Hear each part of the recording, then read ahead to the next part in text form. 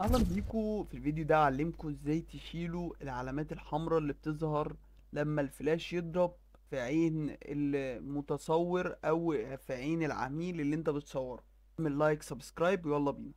بص يا صديقي، انا اسلام مندو بعلمك ادوبي لايت روم من تحت الصفر للاحتراف. لو انت ما اتفرجتش على الفيديوهات اللي فاتت لازم تتفرج عليها وتتفرج على الفيديوهات اللي جايه، لاني انا هخليك محترف باذن الله. ودلوقتي عندنا تول جميلة قوي اسمها ريد ايز كوريكشن.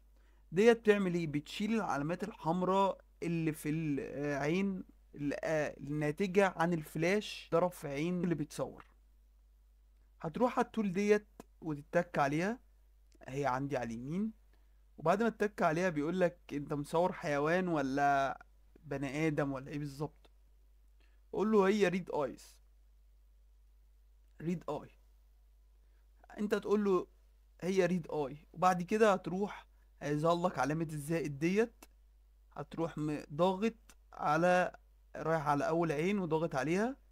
بص عالجها لك ازاي.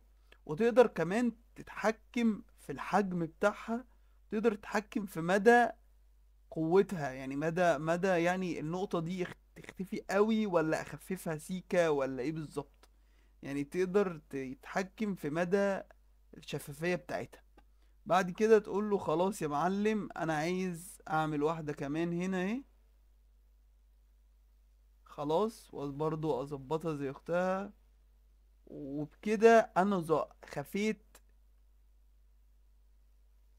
وبكده انا خفيت الريد ايز بتاعتنا.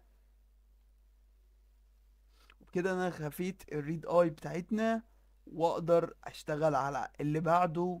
ويا رب تكون استفدت من الفيديو. اتمنى انك تعمل لايك سبسكرايب وتتفرج على الحلقات اللي فاتت والحلقات اللي جاية، لاني هخليك تحترف في ادوبي لايت روم. دلوقتي وصلنا لنهاية الفيديو. احب اختم الفيديو بكلمة لا اله الا الله.